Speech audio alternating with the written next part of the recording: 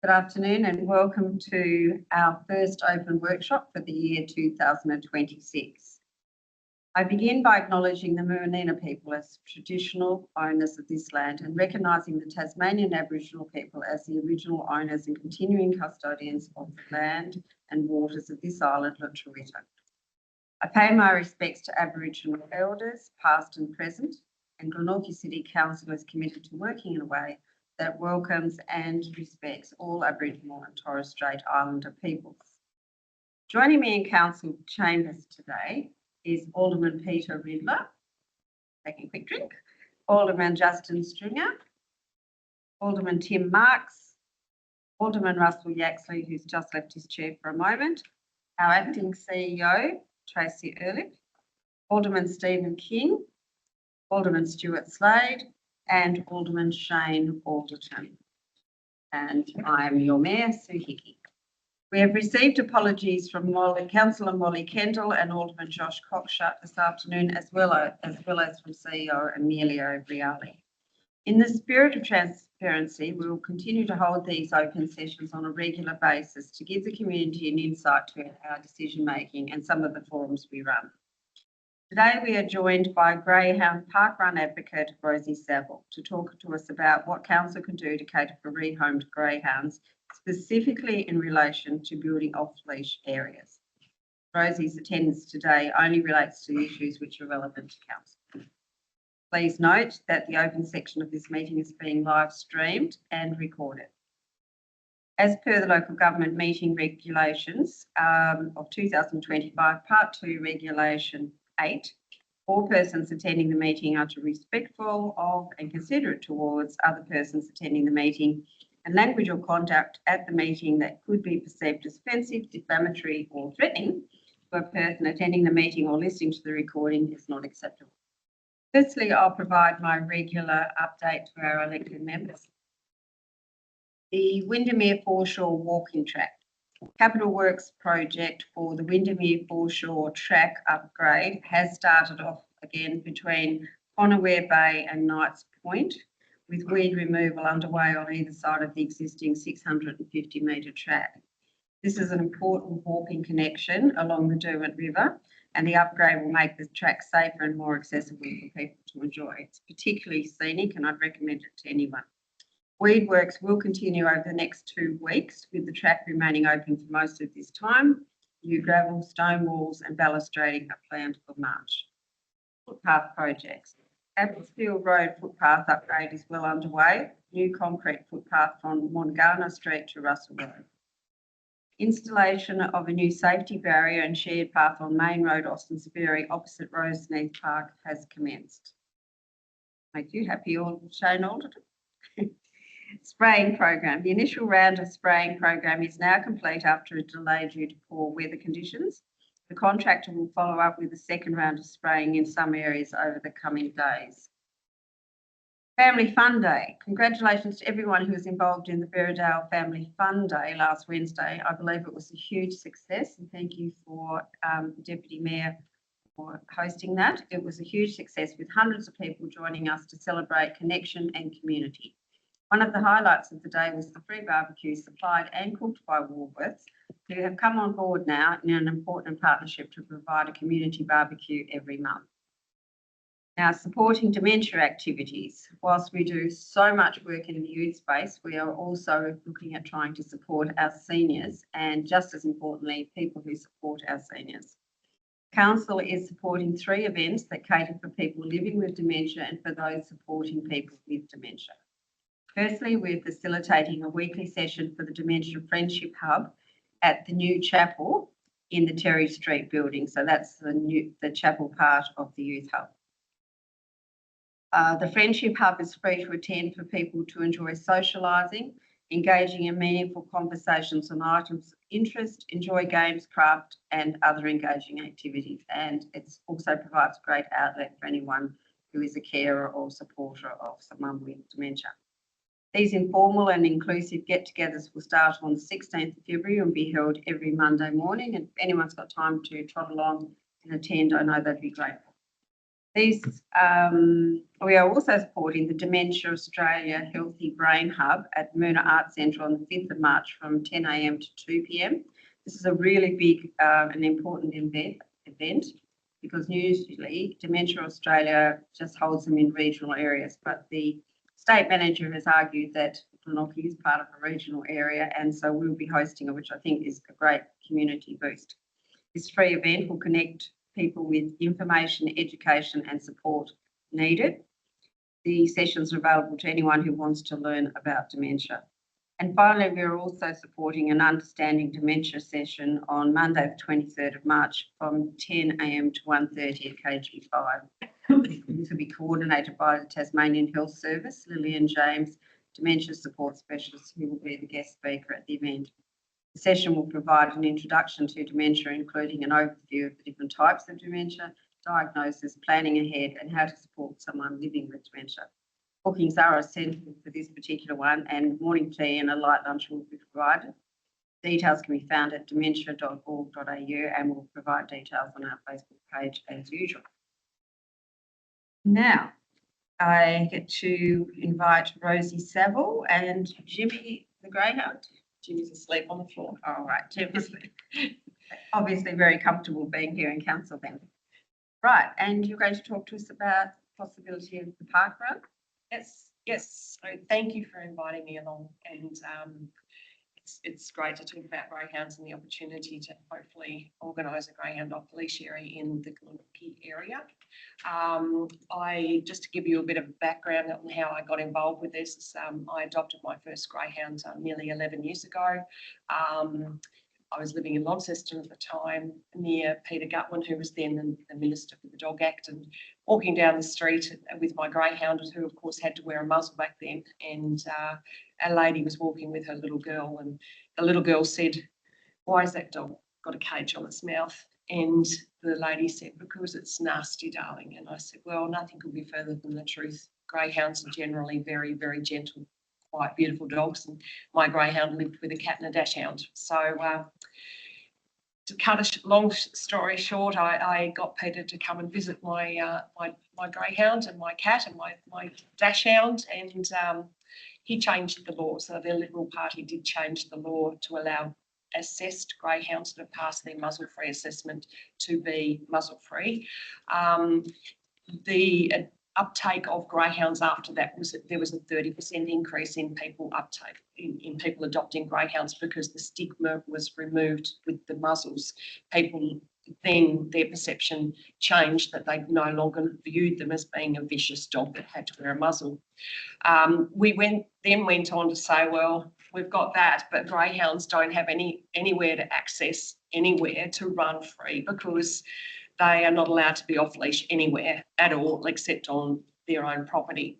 And as they lend themselves to, apartment living and living in houses, because they don't require a whole lot of exercise, they don't rarely bark, they don't shed much, they lend themselves to city living, and there's nowhere you could take them for a run. So once again, I went back to Peter Gutwin, and he changed that legislation. Tasmania then came the very first state in Australia to allow greyhounds to have access to off-leash areas.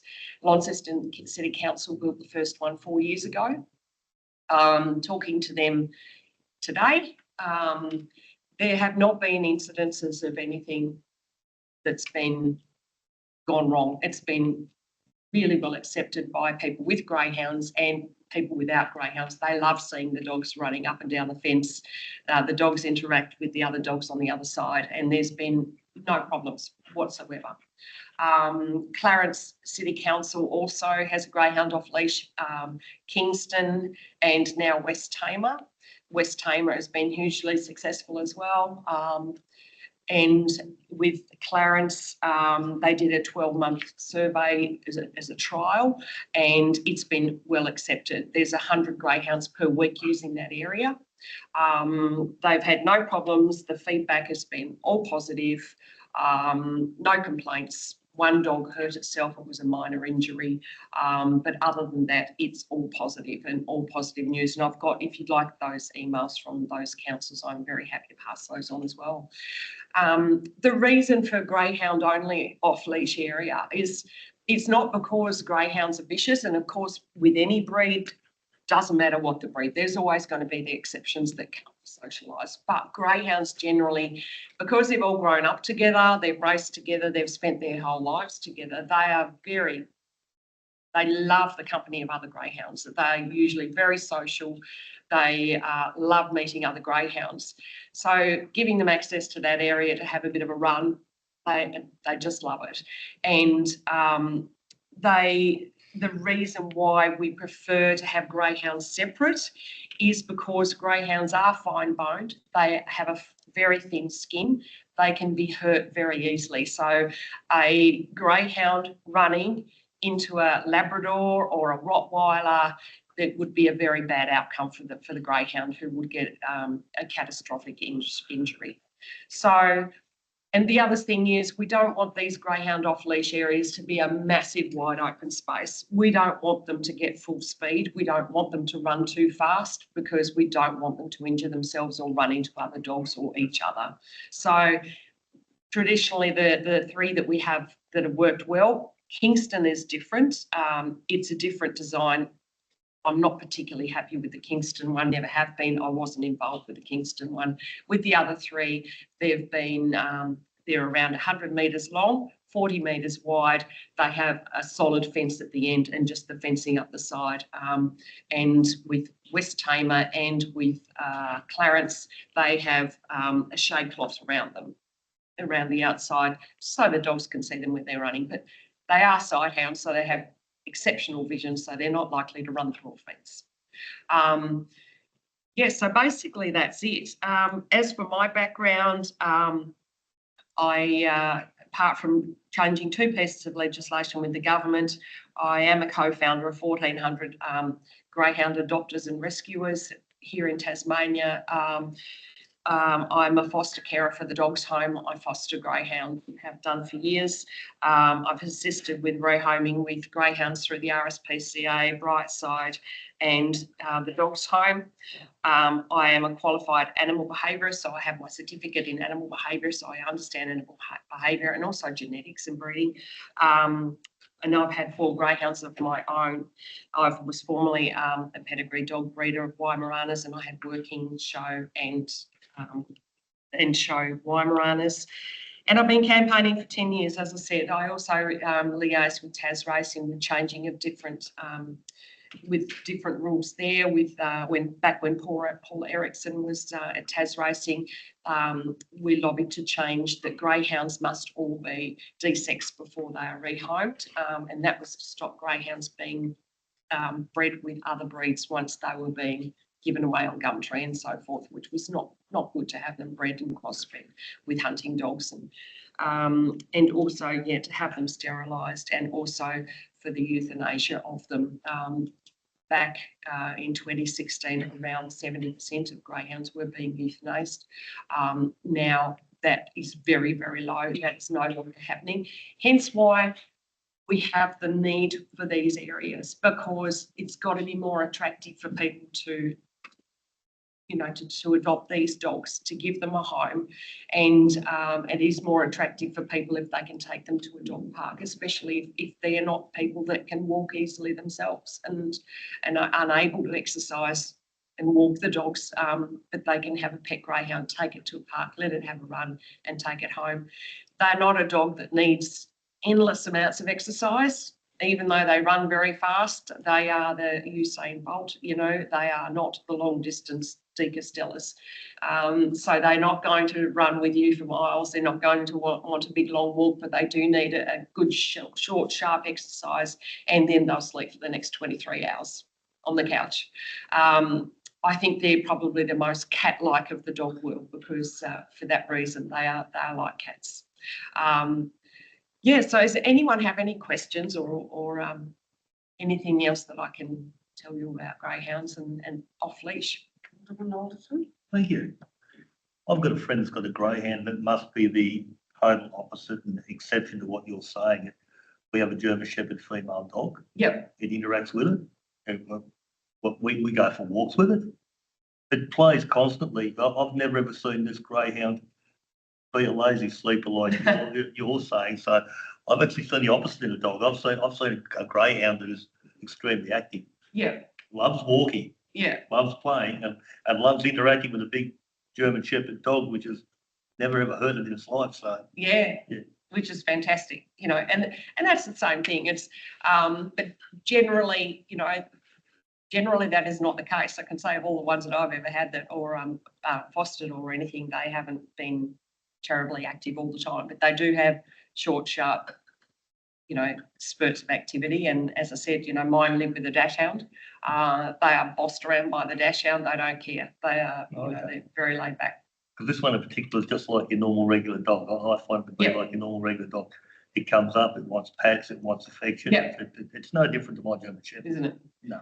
Yeah. And the other thing I was going to ask you, you're asking for, and I don't think it's a bad idea. You want facilities to assist these dogs in getting back into the community. Yep. Have you approached the state government for money to do this? Because I guess if we get in a situation where we're going to have lots of dogs coming back into the community, and we won't go into the reasons why, because we're not here to talk about that. Yep. Surely there'll be some funding provided to assist with this influx of dogs into the community. So have you spoken to anyone about providing councils with financial support to achieve what you'd like to achieve? At the moment, the legislation is to go before the upper house. So if you're talking for about a large influx, there will have to be provisions there for that to happen.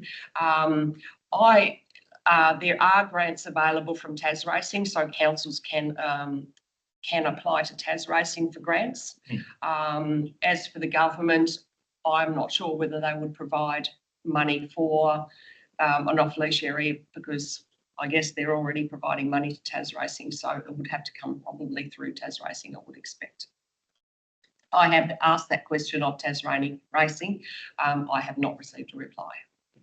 Okay, so now I've got Deputy Mayor and then Alderman Marks. Thank you, Mayor. I guess probably not for you, Rosie, but from our team, have we investigated any space that's currently, I guess, earmarked or flagged or an opportunity? And is there some idea of costs, initial costs, and then obviously ongoing because of the maintenance? Is it, just some feedback. Yeah. Thank you, through you, Mayor.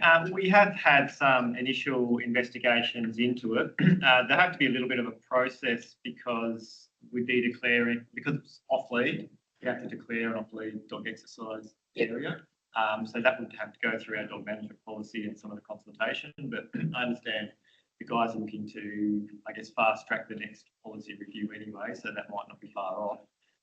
We do have some land, some of the land we've investigated, particularly where we've got some land with the water trunk main, which we can't really build on, and there's some really long strips of fairly underutilised land, which may well suit this, where you can get a nice long, sort of 100-metre long stretch following those trunk mains where we're not doing much more than mowing and people dog walking. Yeah. So there are a few areas that we've looked at.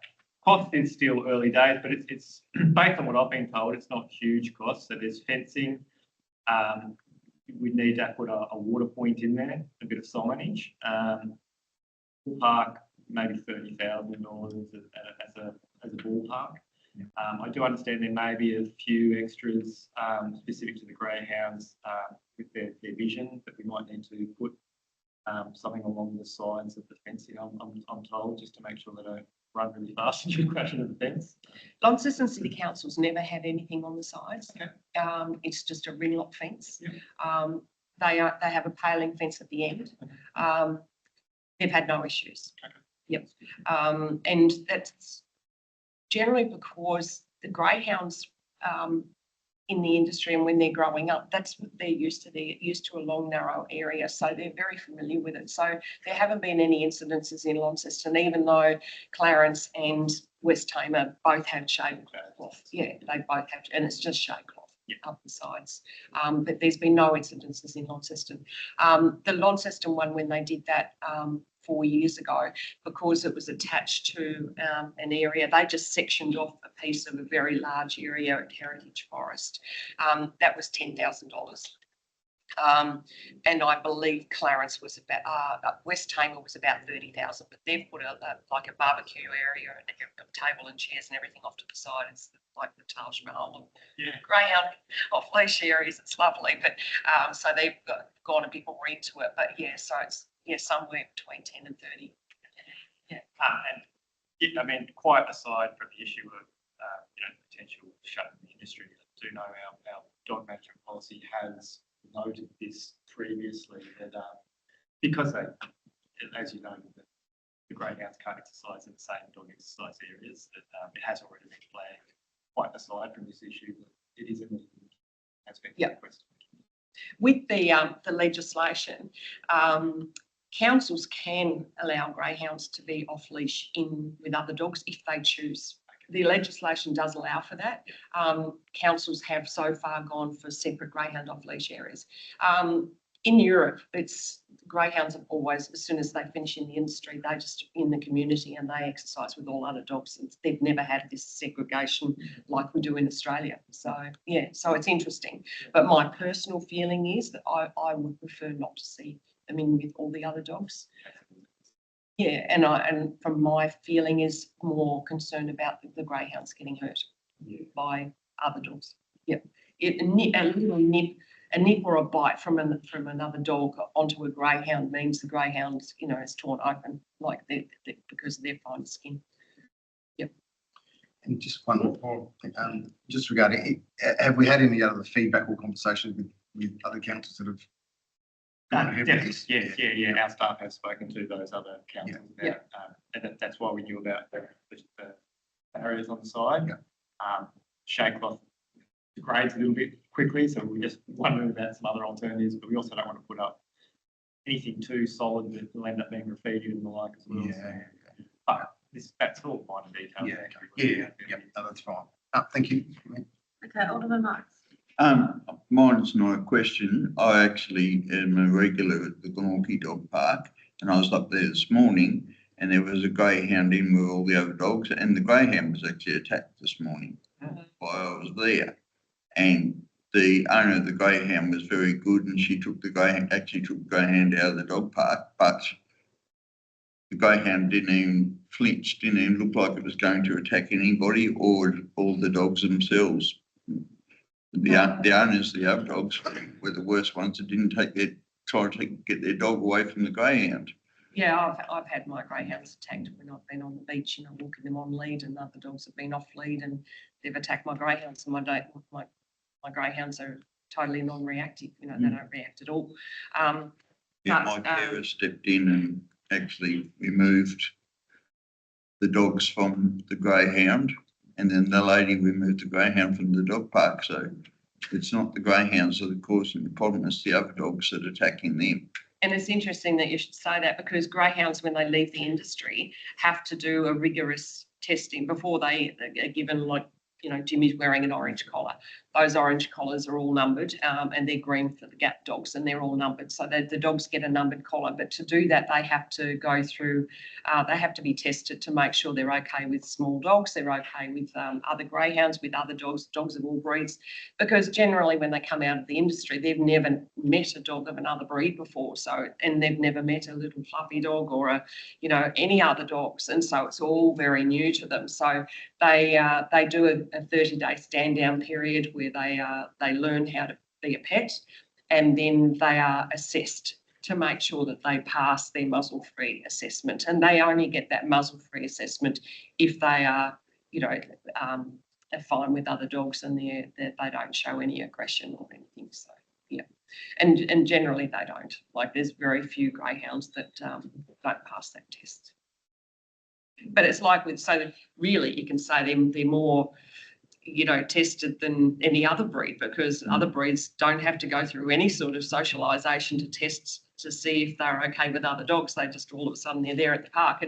And greyhound adopters and owners, most have a very good understanding of where their dogs have come from, and they know their dog's limitations and which ones probably shouldn't be let off with other dogs and which ones should. They're very responsible owners. Yep. Yeah, well, the greyhound this morning was very good, and it was actually a very small dog that attacked the greyhound. So Yeah, I've had that happen to mine It's the before. first time I've been up there, and I go up there 4 or 5 times a week at least.